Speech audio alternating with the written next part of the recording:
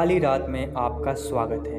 आप अभी काली रात चैनल पर एक डरावनी और सच्ची घटना सुनने जा रहे हैं। तो आपसे एक रिक्वेस्ट है, आप इस चैनल को सब्सक्राइब कर लें और बेल आइकन को भी ऑन कर लें, ताकि इसके बाद जब भी मैं वीडियो अपलोड करूं तो उसका नोटिफिकेशन सीधा आपके पास जा सके। तो चलिए कहानी की तरफ बढ़ते हैं।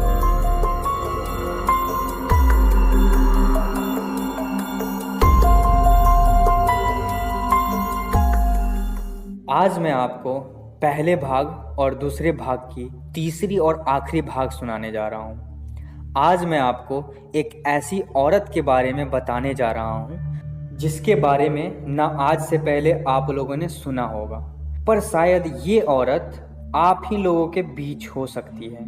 तो कृपया इस कहानी को ध्यान से सुने। मेरा नाम योगेश है और मेरा एक बहुत ही करीबी दोस्त था सुधीर और मैं रिहागढ़ में रहते थे। सुधीर और मेरी दोस्ती बचपन से ही थी। हम दोनों एक ही गांव में पले बड़े थे और बड़े होने के बाद हमने अपनी जिम्मेदारी संभाली। हम दोनों के पिताजी कृषि प्रधान थे। हम दोनों ने भी उन्हीं की नींव को आगे रखते हुए किसान बनकर खेत में काम करने लगे। हम दोनों की जिंदगी अच्छे से बीत रही थी, पर तभी एक दिन अचानक से हमारे गांव रिहागढ़ में रहने के लिए एक परिवार आता है। उस परिवार में एक पति पत्नी और उनका लगभग एक साल का बेटा था। वो लोग जंगल के पास में ही जमीन खरीदकर वहीं रहने लगे थे। वो जंगल हमारे गांव में ही था और उन्हीं लोगों के घर के करीब मेरे दोस्त सुधीर की कुछ बीघा जमीन थी, जहां पर वो धान की खेती करता था। सुधीर उन्हीं के घर के बगल में खेती करता था, इसीलिए उसकी बातचीत कभी कभार उस परिवार से हो जाती थी और मुझे उस परिवार के ऊपर हमेशा से ही थोड़ा शक होता था, क्योंकि उस परिवार को पहले ना किसी ने देखा था और ना ही उस परिवार के संबंध हमारे गांव की किसी भी व्यक्ति के साथ कभी थे। मैं एक शाम सुधीर के घर जाता हूँ ताकि मुझे उस परिवार के बारे में कुछ जानकारी मिल सके। वहां जाने पर सुधीर ने मुझे बताया कि अरे यार, तुम बेकार में ही उन पर शक कर रहे हो। वो लोग अच्छे घराने के हैं। उस घर के मालिक का नाम मदन है, उसकी पत्नी का नाम वीरानी है। उनके घर में उनका लगभग एक साल का बच्चा भी है, जिसका उन्होंने अभी तक नाम तो नहीं रखा है। और हाँ, बातों बातों में ही मुझे मदन ने एक बार ये बताया कि वो लोग इससे पहले संदर गांव में अपने पूरे परिवार के साथ रहते थे, पर मदन का उनके परिवार के साथ कुछ अनबन चल रही थी। इसीलिए वो अपने परिवार से अलग होकर हमारे गांव में अपने बीबी और बच्चे के साथ यहाँ आया है। तो मैं सुधीर से पूछता हूँ, वो क्या अनबन थी जिसकी वजह से उसे अपने परिवार और घर को छोड़कर यहाँ बसना पड़ा।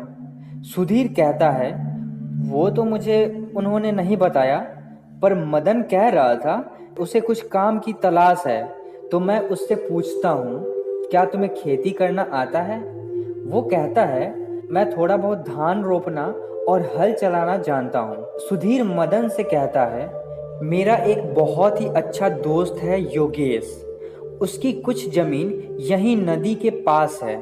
वहाँ पर अभी धान रोपाई शुरू होने वाली है और योगेश को कुछ मजदूरों की जरूरत भी है। तुम कहो तो मैं तुम्हें योगेश के यहाँ काम पर रखवा दूँ। मदन कहता है, ठीक है, मैं वहाँ काम कर लूँगा। और मैं सुधीर की इस बात को सुनते ही मदन को काम पर रखने से साफ इनकार कर देता हूँ, क्योंकि मैं नहीं जानता था कि वो कौन है। पर सुधीर जिद पर अड़ जाता है, तो मैं हार मानकर मदन को काम पे रख लेता हूँ। लेकिन मदन जब पहली बार मेरे खेत पर आया था, तब मुझे उसे देखकर काफ़ी अजीब लगा। उसे देखकर ऐसा प्रतीत होता है मानो उसने आज से पहले कभी खेती की ही ना हो। उसने शायद कभी मजदूरी का काम किया ही नहीं है, जैसे कि वो किसी बड़े घराने का लड़का हो। वो इसी तरह खेत में काम करते रहा और बीच बीच में उसकी पत्नी वीरानी भी आती रहती थी उसे खाना देने के लिए। मैं इन बीते समय में कभी भी वीरानी का चेहरा नहीं देख पाया था। मुझे वीरानी की चाल ढाल भी काफी अजीब लगी। वो हमेशा एक ही लाल रंग की साड़ी में अपने घूंघट से अपना चेहरा छिपाकर लंगड़ाते हुए आती थी। यहाँ तक कि वो अपने बच्चे को एक बार भी खेत पर नहीं लाई थी। ना जाने कैसे इतने छोटे बच्चे को घर पे अकेले छोड़ देती होगी, और शायद सुधीर के अलावा उसके बच्चे को आज तक किसी ने नहीं देखा होगा। मदन को काम करते करते 2 महीने बीत गए थे, और मदन के काम करने के 2 महीने बाद कुछ ऐसा हुआ जिसने सभी गांव वालों के रोंगटे खड़े करके रख दिए। गांव में पता नहीं कैसे अचानक से ही लगभग सभी के घर पे कोई रात को आता था और जोर जोर से दरवाजा खटखटाता था, और कोई दरवाजा खोले तो कोई भी नहीं होता था। और उसके कुछ देर शांत होने के बाद किसी के पायलों की खनखनाहट जोर जोर से बाहर से आती थी। और फिर एक दिन एक ऐसा कलेश हुआ जिसे देखकर गांव के हर वासी सोचने पर मजबूर हो गए।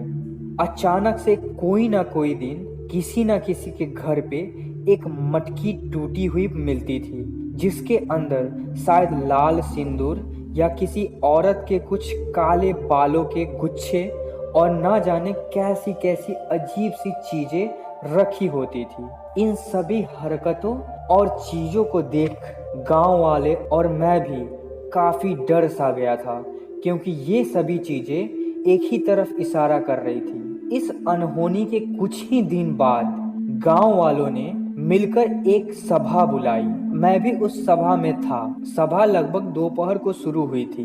सभा शुरू होने के बाद बातों बातों में ही इस मुद्दे पर कई सारे लोगों ने बोला, हमारे गांव में किसी बुरी साया का प्रवेश हो चुका है। लगता है हमारे गांव को किसी काले साया की नजर लग चुकी है, तभी तो ये सारी डरावनी चीजें हम लोगों के साथ हो रही है। तो इन सब के बीच मैं कहता हूँ, पहले कभी तो हमारे गांव में ऐसा नहीं हुआ है। मुझे लगता है ये जो भी चीज हो रही है किसी नए की आने की वजह से हो रही है। मेरे इतना कहने के बाद सभा के सभी लोग सोचने लग जाते हैं कि कौन है वो। पर तभी गांव का ही एक लड़का दौड़ते हुए सभा में मेरे पास आकर रुकता है। मुझे वो लड़का काफी बुरे हालत में और काफी डरा डरा सा लग रहा था। उसे काफी चोटें भी आई थी। लगता है आते वक्त बुरी तरीके से गिर गया था। वो काफी सहमा हुआ था। मैं उसे शांत करा के पूछता हूँ, क्या हुआ है तुम्हें और ये सब कैसे हुआ? वो शांत होने के बाद अचानक से ही हकलाते हुए कहता है, भैया मेरे दोस्त को उसने मार डाला, मेरे दोस्त को मार डाला। मैं उस पे भड़क कर कहता हूँ, किसने मार डाला? वो कहता है, भैया मैं और मेरा दोस्त थोड़ी देर पहले गांव के जंगल में कुछ काम की पत्तियां तोड़ने गए थे। पत्तियां लेने के बाद जब हम जंगल से बाहर निकलने ही वाले थे कि तभी हमें एक पेड़ पर लाल साड़ी में एक बहुत ही डरावनी औरत उल्टी लटकती हुई दिखाई देती है। हम दोनों उसे देखकर बहुत ही ज्यादा डर जाते हैं और सीधा जंगल से बाहर भागने की कोशिश करते हैं। मैं लगभग जंगल से बाहर निकल ही गया था, पर तभी वो औरत मेरे दोस्त जो ठीक मेरे पीछे था उसके ऊपर पेड़ पर से कूद जाती है और उसे वहीं नोच मारने लगती है। मेरा दोस्त काफी जोर जोर से डर के कारण चिल्लाने लगता है। ये सब देखकर मैं और भी ज्यादा डर गया था। फिर मैं बहुत तेजी से भागता हूँ और एक बार जब पीछे मुड़कर देखता हूँ तो वो औरत मेरे दोस्त को जंगल से बाहर घसीटते हुए सुधीर भैया के खेत में ले जा रही थी। और रास्ते में मैं आने वक्त बहुत ही बुरी तरह से गिर गया था। इतना सुनकर मैं और सभा के सभी लोग हाथ में आग की मशाल लिए जंगल की तरफ काफी तेजी से बढ़ने लगे, क्योंकि उस वक्त शाम काफी ज्यादा हो चुकी थी। और जंगल के करीब आते आते आसमान में अचानक से काले बादल आ गए थे और जोर से बिजलियां कड़कने लगी थी। हम सभी थोड़े घबराए हुए थे और उस शाम जंगल के अंदर उस जगह जाने के बाद हम सभी ने वो देखा जिसे देखकर हम सभी की रूहें कांप उठी। उस जगह सभी तरफ खून ही खून था और हमें वहां किसी के घसीटने के निशान मिले जो सीधा सुधीर के खेत की तरफ जा रहा था। हम सभी लोगों ने सुधीर के खेत में जाने के बाद उस लड़के को बहुत ढूंढा, पर वो लड़का कहीं नहीं मिला। हम सभी निराश होकर अपने अपने घर की तरफ लौटने लगे, पर रास्ते में हमें मदन का घर दिखता है जो इतने अंधेरे में भी अंधेरा पड़ा था, मानो उसके घर में कोई रहता ही ना हो। पूरा घर वीरान सा पड़ा था। उसके घर में एक लालटेन तक नहीं जल रही थी। मदन के घर को देखने के बाद हम सभी को सारा शक मदन और उसके परिवार के ऊपर जाता है, क्योंकि वही तो एक था जो हमारे गांव में नया आया था और उसके आए हुए तो बस 2 महीने ही बीते थे। उस रात के बाद गांव में ऐसी कई सारी घटना घटने लगी थी। आए दिन गांव में किसी न किसी के घर में मातम मन रहा था। कई सारे लोग उसी तरह गायब हो रहे थे जैसे उस लड़के का दोस्त हुआ था। और एक दिन तो सारी हदें पार हो गई जब मेरी माँ रात को पानी पीने के लिए घर के बाहर रखी सुराही के पास जाती है। उसकी नजर एक बार खेत की तरफ पड़ती है। तब खेत के बीचों बीच उसे वहां लाल साड़ी में एक औरत रोती हुई दिखाई देती है।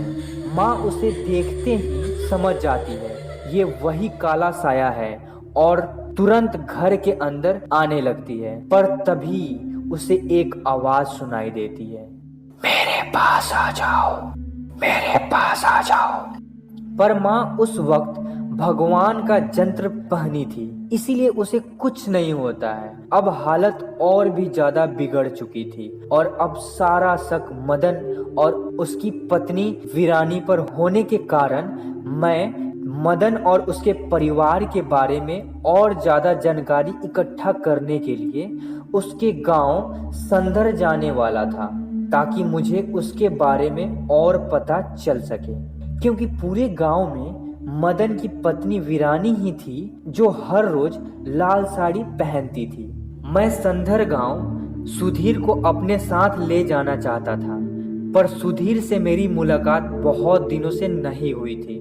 शायद मैं उससे तब से नहीं मिला था जब से गांव में ये सारी बुरी चीजें शुरू हुई थी।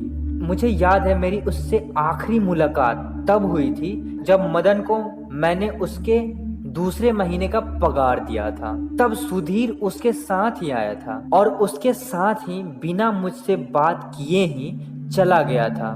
मुझे उस वक्त सुधीर को मदन के साथ देखकर काफी अजीब लगा था। मैं सुधीर से मिलने और उससे बात करने के लिए उसके घर जाता हूँ, पर वहाँ वो मुझे नहीं मिलता है।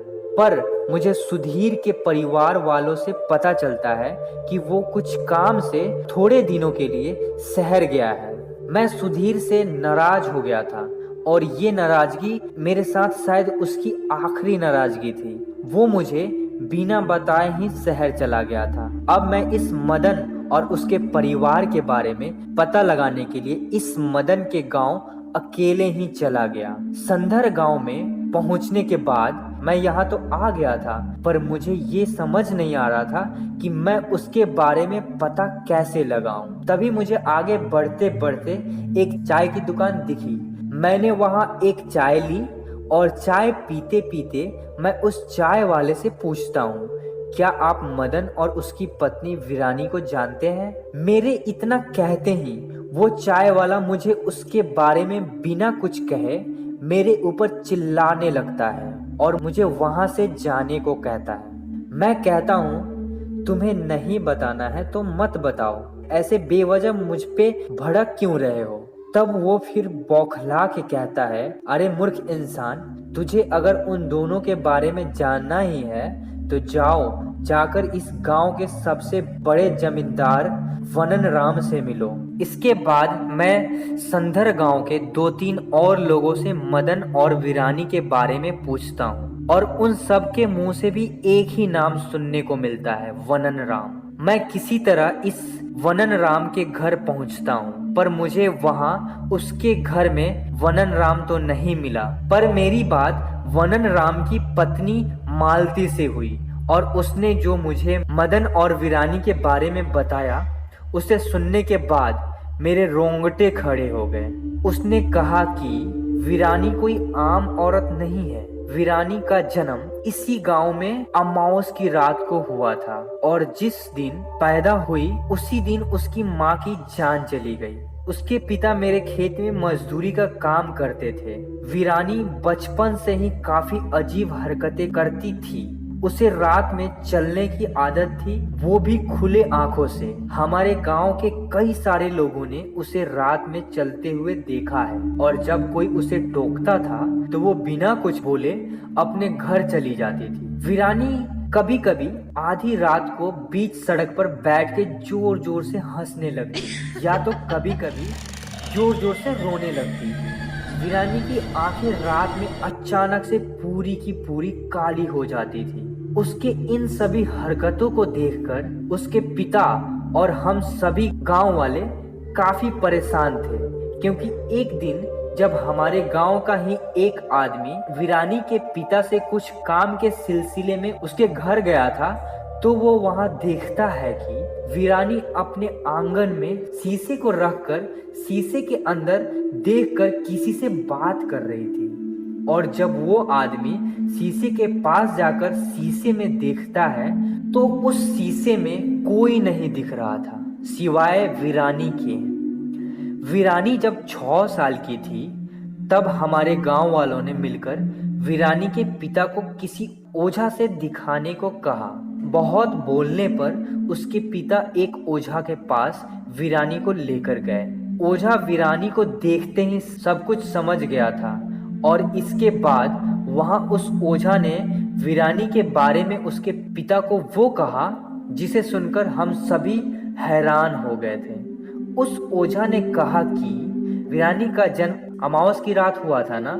उस रात वीरानी की माँ ने किसी रक्षा सूत्र को ना पहनने की वजह से कुछ बुरी शक्तियों ने मौका का फायदा उठाकर वीरानी की माँ के शरीर के अंदर वीरानी के जन्म होने के कुछ समय पहले प्रवेश कर जाती है, जिसकी वजह से वीरानी ऐसी है। और अब भले ही उसका शरीर इंसान का है, पर उस शरीर के अंदर एक डायन की आत्मा है। वीरानी के पिता उस ओझा से ये सब सुनकर बहुत गुस्सा हो जाते हैं और वीरानी का बिना कोई समाधान लिए वहां से उसे ले आते हैं। हमारे गांव के कई लोगों का मानना था कि वीरानी का संबंध आत्माओं से है। यहाँ तक कि सब ये भी कहते थे कि वो शायद काला जादू भी करना जानती है।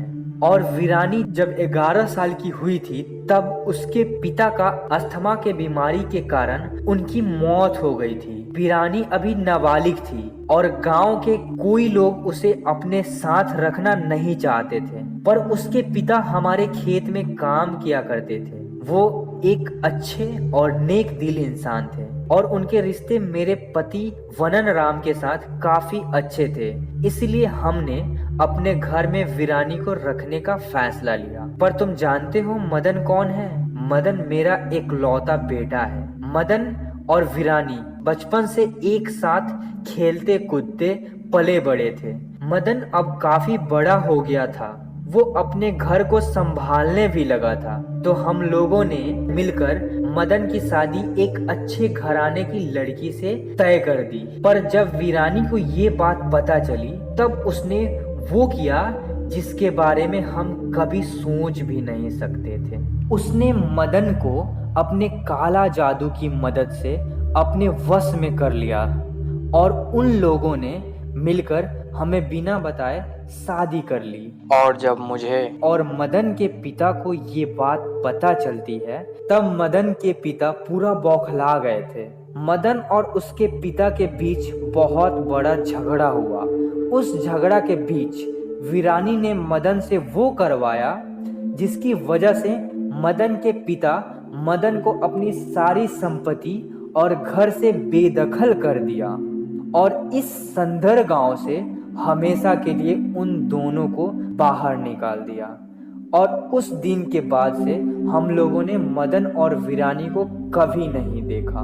इतना सब सुनकर मैं वनन राम की पत्नी मालती से पूछता हूँ, ऐसा क्या करवाया था वीरानी ने मदन से जिसकी वजह से मदन के पिता को इतना बड़ा फैसला लेना पड़ा?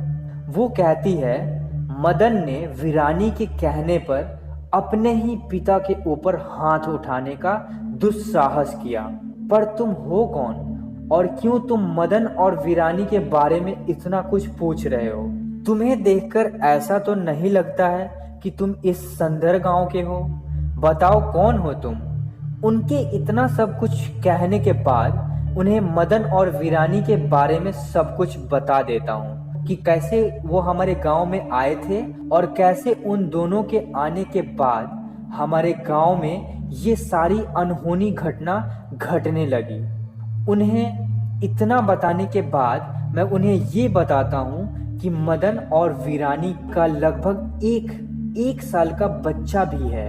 और उनके ये सुनने के बाद वो काफ़ी घबरा और डर सी जाती है और कहती है, तुम जल्दी से अपने गांव जाओ और मदन के बच्चे को उस डायन से बचा लो, नहीं तो वो डायन धीरे धीरे अपनी काली शक्तियों की मदद से मदन के बच्चे को और तुम्हारे पूरे गांव को बर्बाद करके रख देगी। वनन राम की पत्नी मालती के इतना कहते ही मैं तुरंत संदर गांव से निकलकर अपने गांव रिहागढ़ के लिए निकल जाता हूँ। रिहागढ़ पहुंचने के बाद मैं तुरंत गांव वालों को इकट्ठा करके उन्हें मदन और वीरानी के बारे में सारी बातें बता देता हूँ। और अब हम सभी को पता चल चुका था कि हमारे गांव में ये सारी अनहोनी घटनाएं कैसे घट रही है। मेरे सबको सब कुछ बताने के बाद हम सभी गांव वाले हाथ में लाठियां लेकर उसी वक्त इकट्ठा होकर एक साथ मदन के घर के तरफ जाते हैं। पर मुझे क्या पता था, मेरे वहां जाने के बाद मैं अपनी जिंदगी की सबसे अच्छे और सबसे करीबी चीज को खो चुका होऊंगा। हम सभी मदन के घर पहुंचने के बाद हम उसे घर से बाहर आने को कहते हैं, पर हमारे काफी देर बुलाने के बावजूद वो जब नहीं आता है तब हम सभी गुस्से में आकर उसके घर के दरवाजे तोड़ अंदर घुस जाते हैं। और अंदर घुसने के बाद हमें वहां वो दिखता है जिसकी हम कभी कल्पना भी नहीं कर सकते थे। हमें वहां मदन, उसका 1 साल का बच्चा और सुधीर की लाश मिलती है। हमें वहां और भी कई सारे इंसानों की खोपड़ी और हड्डियां दिखाई देती है। उस पूरे घर में मुर्दों की बदबू आ रही थी। दोस्तों, सुधीर की लाश को देखने के बाद मैं अंदर से टूट गया था। मैं खुद को संभाल नहीं पा रहा था। मैं अंदर ही अंदर सुधीर को देखकर रोने लगा था। दोस्तों, सुधीर को इस हालत में देखने के बाद मुझे जो दर्द और तकलीफ हो रहा था, मैं उसे आपको अपने शब्दों में कहकर बयान नहीं कर सकता हूँ। क्योंकि जब आप अपने सबसे अच्छे और सबसे करीबी दोस्त को खोते हैं ना, तो वो दर्द वही समझ सकता है जिसने इस दर्द को सहा हो। इतना सब कुछ देखने के बाद मैं और हम सभी गांव वाले बहुत गुस्से में थे और हम सभी को वीरानी अपने कमरे में मिलती है। वो अपने कमरे में कुछ अजीब सा बड़बड़ा रही थी। उसे कुछ लोग गुस्से में आकर घर से बाहर निकाल के बीच सड़क पर एक लकड़ी के सहारे रस्सी से उस लकड़ी में वीरानी को बांध देते हैं। और तब हम सभी को वीरानी को वो डायन वाला भयानक चेहरा देखने को मिलता है। वीरानी का चेहरा पूरा सफेद था।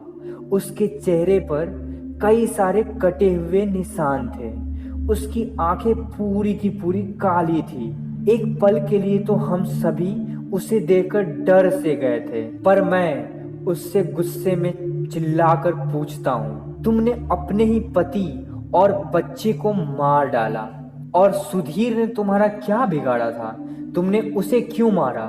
मेरे इतना कहते ही वो मनहूस डायन काफी खौफनाक आवाज में जोर जोर से हंसने लगती है और हंसने के बाद कहती है, मुझे अपने काले शक्तियों को और ज्यादा बढ़ाना था और मुझे उसके लिए तुरंत 2 इंसान और एक बच्चे की बलि चाहिए थी।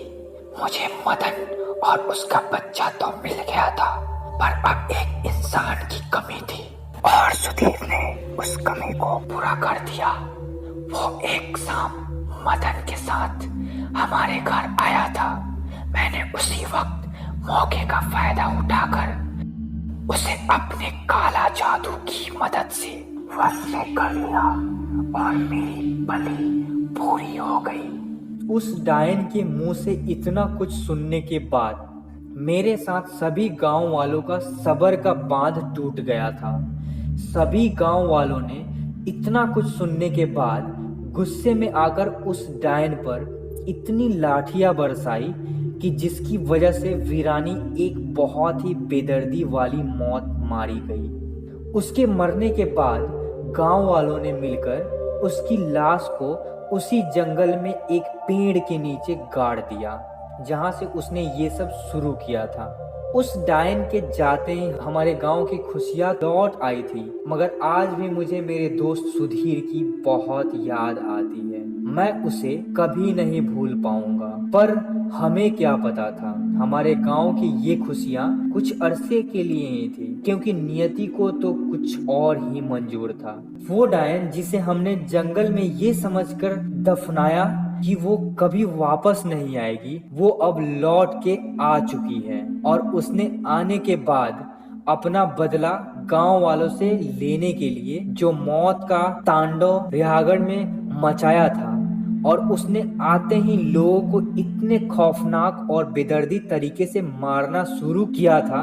दोस्तों, उसे मैं गांव के जंगल की वो भयानक डायन के पार्ट 1 और पार्ट 2 में बता चुका हूँ। तो दोस्तों, अगर आपने इस कहानी के पार्ट 1 और पार्ट 2 को अभी तक नहीं सुने हैं तो इस कहानी के सारे पार्ट को सुनिए। पार्ट 1 और पार्ट 2 का लिंक डिस्क्रिप्शन में है और हमारे चैनल पर भी है। तो दोस्तों, बने रहिए हमारे साथ काली रात की ऐसे ही अनकही कहानियों को सुनने के लिए। अरे रुकिए रुकिए, जा कहाँ रहे हैं? अगर ये कहानी आपको पसंद आई हो तो इस चैनल को सब्सक्राइब कर लें और बेल आइकन को भी ऑन कर लें, जिससे हमारी सारी वीडियो सबसे पहले आपके पास पहुंचेगी। और अगर आप ये कहानी रात में सुन रहे हैं तो आपको हॉन्टेड गुड नाइट।